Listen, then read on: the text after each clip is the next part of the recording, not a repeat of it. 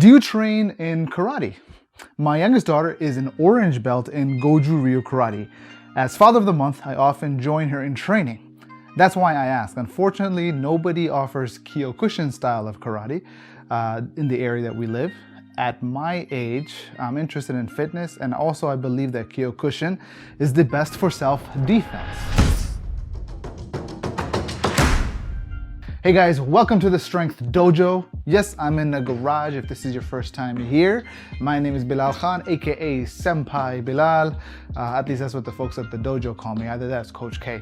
But anyway, this whole channel's objective is to share with you tips in the area of strength training, as well as sprinkle some martial arts wisdom, and also a place for me to kind of document the journey of me, training in Brazilian Jiu-Jitsu as a karate black belt. For some context of what this video is all about, I'm part of a Facebook group where we share videos that we've made using, different kind of camera gears or whatnot.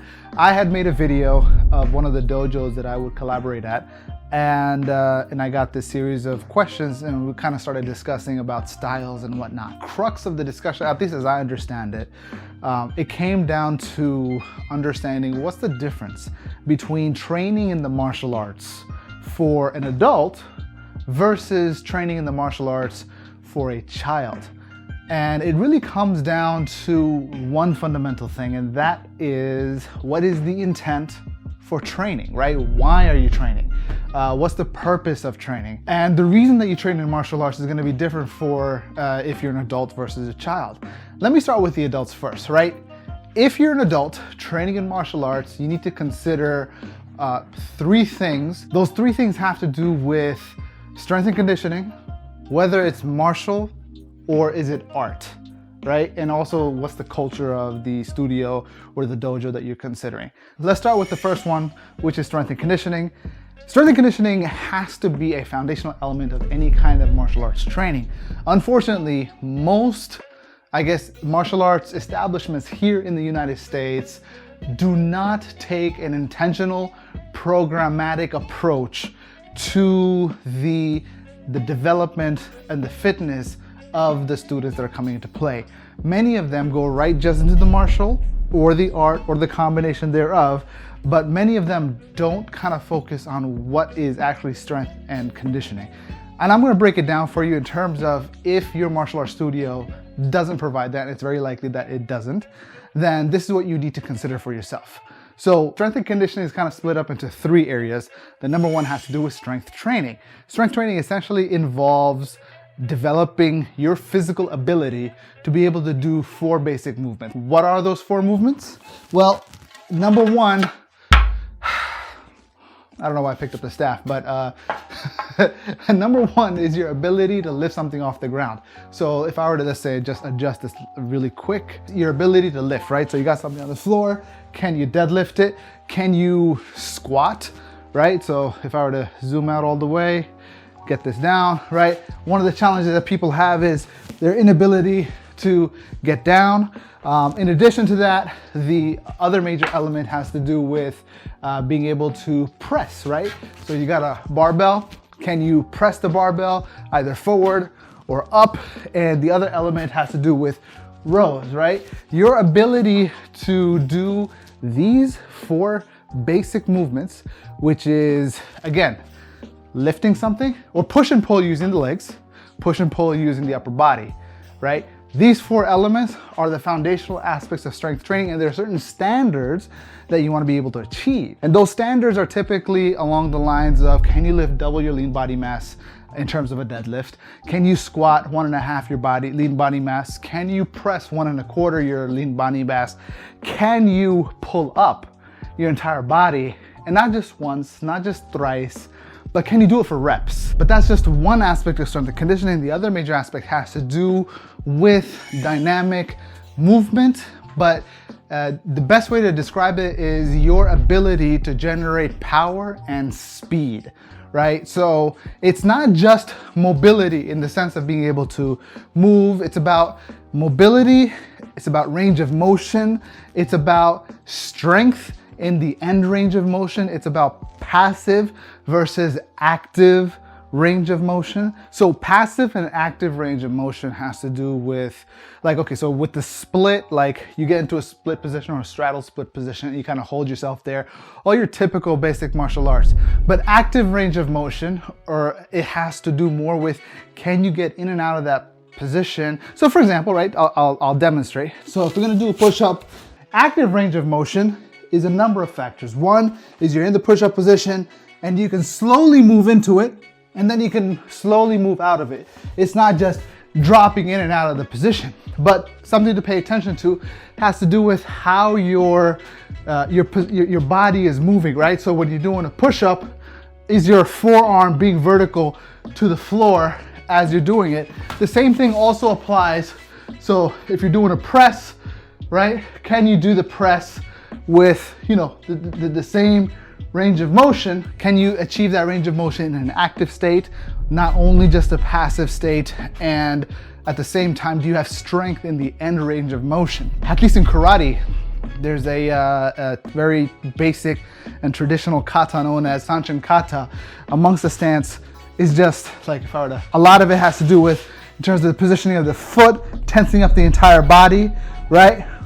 So, and you're just really controlled and making sure you have strength through the entire movement. And you'll see like some traditional videos where people, and even my sensei, whenever we trained in kata, not just sanchin kata, but in katas that, you know, across the board, whenever you're doing a particular movement, your hand is out, like they would take a plastic foam bat, you know, and they would try to hit you to see whether or not you are strong in the position. This is an application of it in martial arts, but it's also applied in various other movements, and that's what dynamic movement and fitness is supposed to be. And the third major factor has to do with your cardiovascular and lung capacity. This is your body's ability to extract the oxygen from the air into the lungs, and then extract that oxygen from the lungs into the bloodstream and deliver that to the muscles and organs to sustain and maintain movement and activity through a period of time. The air is thinner up here, and my sweat is going in my eyes. This is a straight up HIIT workout. All right, hold on. We're walking, and then here's what we see. Now, this sounds like, oh, endurance training, and it's more than that. It's not just endurance training. It's training for endurance as well as intensity. It can, for how long can you maintain a certain level of intensity? And HIIT helps in that, like high intensity interval training helps in increasing that, but HIIT is a type of training that helps to improve your cardiovascular and lung capacity, but it's not the only methodology. This is where so if you're looking to get fit, you're looking to get strong, then you may want to consider not a martial arts studio, but more along the lines of an actual strength gym with coaches that are trained and certified in developing the programming to help you with your specific goal in whatever activity that you're doing, to increase not only your general strength, to improve your dynamic movement and mobility, and increase your lung and cardiovascular capacity within the context of the activity that you're trying to do. That will probably serve you really, really well. But let's now get into the martial arts aspect, the second major element. And this has to do whether or not the studio or the dojo or the academy or school that you're considering, are they martial? Are they art?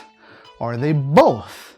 And one of the key determining factors that will define whether or not a martial arts school actually is martial arts is whether or not they do sparring. Sparring in the sense of contact, combat sport. If the martial arts school does not do sparring, at least in some form, I know there's different ways and different philosophies where they practice sparring either because it's a particular competition school. If it does not do sparring, active sparring, where they're pressure testing the things that you're learning, then maybe it's not the school for you if you're looking to attain the martial aspect of martial arts. And a big element that will be lost if there's no sparring is the facet of self-defense, right? If you're looking to learn effective self-defense and there's no sparring in the school, then it's not gonna help you. So that's something to definitely consider. Not to say that if a school is calling itself a martial arts school, and maybe you don't want to spar, maybe you're not interested in self-defense, maybe you're just interested in the movement practice itself, which is totally cool, right? Like you could go to a kung fu school or a gymnastics school or taekwondo school, and there's a lot of health benefits to the movement practice that they advocate. But don't mistake the thought that just because there's some sort of martial activity that is actually a martial arts school and not a movement practice. That's something to definitely be cognizant of. So again, if they don't do sparring, it's not really martial arts. I know some traditional karate schools, they focus so much on kata and don't do any sparring whatsoever. That's a movement art. It's not a martial art. And so if there's no actual sparring, where you get to pressure test, you get to add variability, you get to see what works, what doesn't work, not just in the style, but also in relation to you, your personal dynamics, your own gaps and weaknesses in the study and training that you've had. If you're not able to identify that, then what's the point other than just being able to move? Genuinely, it's not going to be much different than, say, a dance studio. If there's no actual martial element to it, then it's an art school. What about the art itself? What movement practice is good? And in the comment, you mentioned that you feel like Kyokushin would probably be very good for self-defense. Yes and no. You gotta understand there's certain elements. It's not so much the style, because no style is perfect. Every style has its holes. It's also a question of what defined that style, what helped it come about, and where is it lacking. Every martial art, in terms of having a complete education, then there's got to be striking, there's got to be takedown and grappling, and there's got to be some sort of submission. And so, and I describe more of that in this video over here if you want to learn more about that. But what about the third major element of deciding a school or learning about education in the area of martial arts for adults? It has to do with the culture of the school and the culture of the instructor. Here's what I mean by that.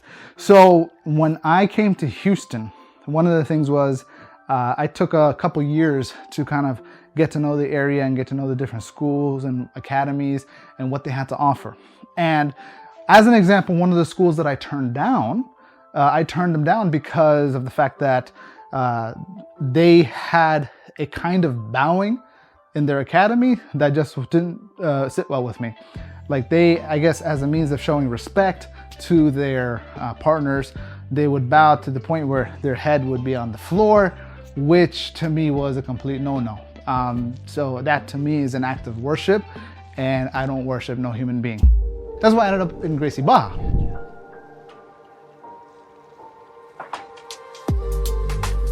Hey guys, my name is Belal Khan. I'm a student here at Gracie Baja West Chase. Come on in, let me show you around. When you walk in, you're going to be greeted by one of our friendly staff members, and they're going to set you up with your first class.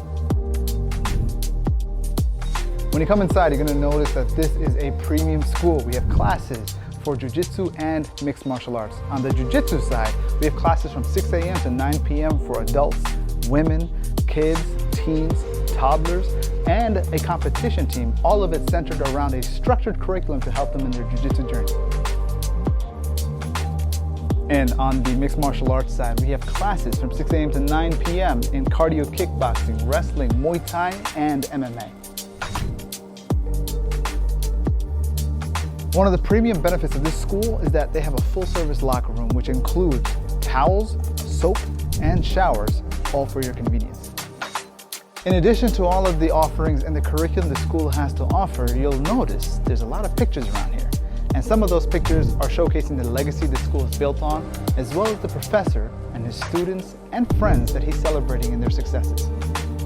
And finally, these are the offices where the school manages its membership and student relationships, along with the Gracie Baja official pro shop, where you can get merchandising to represent your school.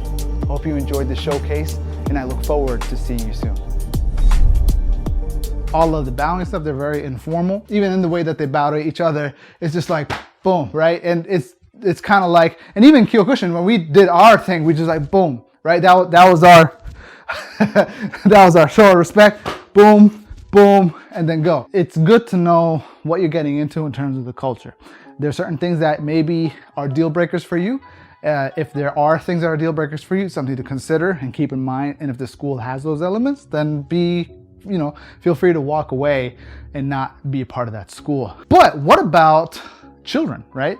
And this is the easy part, right? In what I understand as martial arts for children, you really are looking to develop within them a sense of self-confidence, self-esteem, being able to stand up for themselves and others against bullying, just entrusting within them, good habits and whatnot, because the children, they're developing. But keep in mind, the martial arts school, like a big part of it, in terms of getting them to stay in it, there's gonna be different phases. And I'm talking from my own experience and what I've observed. Before, like if you're talking about young kids below the age of say 10, then what I would suggest is that, yeah, whatever school you get into, they'll probably be really into it. And part of, I remember what fueled me was a combination of like Ninja Turtles. I love the Ninja Turtles. So, and that's what kind of sparked the desire to learn martial arts, and more specifically nunchucks.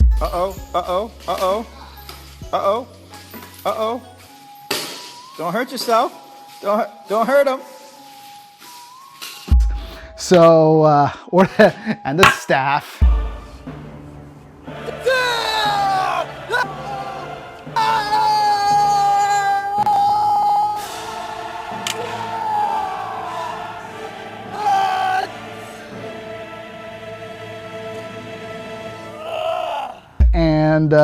And whatever else. We didn't have sais and swords in the school, so I never learned those. But anyway, but again, that was something that kind of encouraged me to learn the martial arts. But then you have to be considerate of the fact that once they get past the age of 10 into their teenage years, competition is going to fuel them, right? And I know that's what it fueled me, because if you've grown up to that point being in something athletic, then the opportunity to participate in other athletic activities, whether it be sports or recreation, is going to be there. And so as a result, you want to consider and be sure that if competition is not in their life in martial arts, most likely they're going to drop off. If you're okay with that, that's cool. But if you want your kid to stick with martial arts, take the opportunity and enroll them into competition. Have them compete, have them grow. Competition, winning and losing, is going to be such a strong teacher. It's going to lay down a foundation for them to be able to grow and progress throughout the rest of their life. That's really, I think, the key difference between learning martial arts for adults versus learning martial arts for children. I hope you found this of value.